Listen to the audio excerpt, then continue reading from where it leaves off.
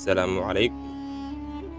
Soo dhowaada daawadayaal muuqaalkani. Maanta waxaan ku soo gudbin doonnaa su'aaliyo jawaabo kuwaas oo ku saabsan nebiyadii Ilaahay. Haddii aad ka heshay muuqaalka, fadlan ha ilaawin daawade in aad saarto like, gambaleelkana garaac si ay kuu soo gaaraan muuqaalada cusub.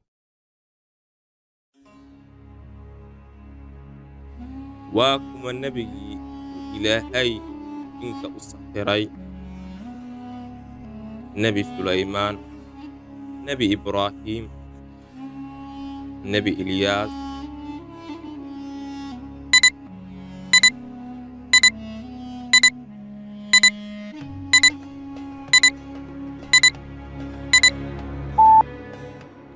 Nebi Sulaymaan. Waa kuma nebigii ugu horreeyey ee doonta sameeyey? Nebi Huud, Nebi Nuux, Nebi Saalix,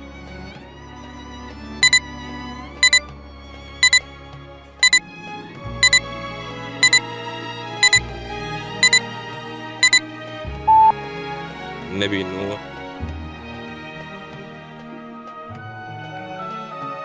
Waa kuma nebigii lagu soo dejiyey kitaabka Tawraad?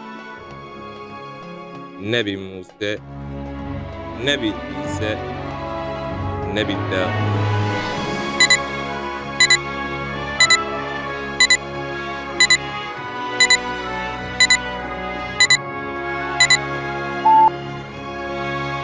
Nebi Muuse. Waa kuma nebigii Ilaahay amray in uu wiilkiisa gowraco? Nebi Muuse, Nebi Ayuub, Nebi Ibraahiim.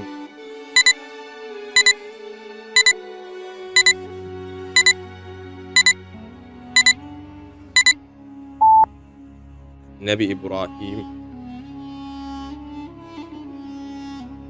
Waa kuma qofkii ugu horreeyey ee Allaahu Akbar ku dhawaaqa?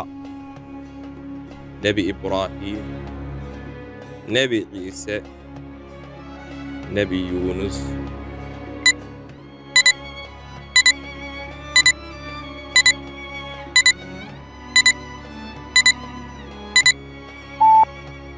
Nebi Ibraahiim.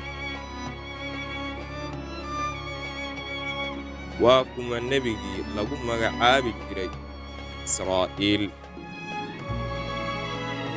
Nebi Isxaaq, Nebi Yuusuf, Nebi Yacquub.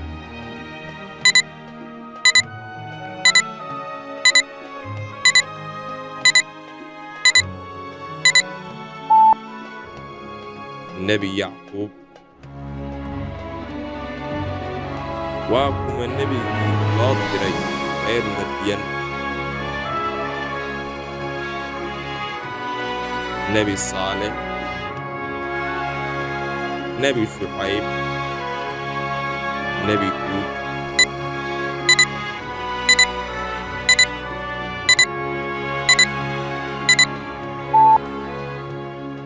Nebi Shucayb.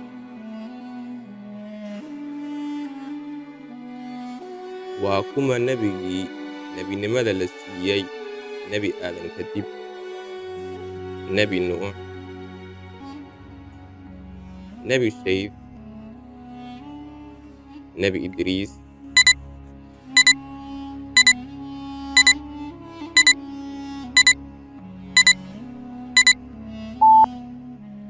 Nebi Shayf.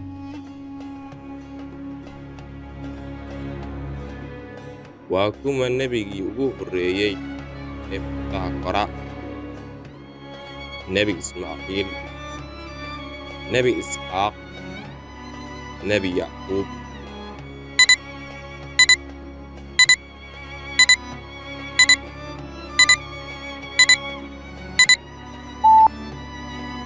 Nebi Ismaaciil.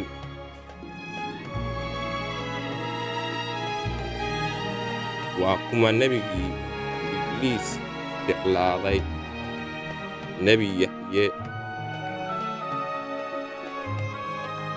nebi muuse nebi idriis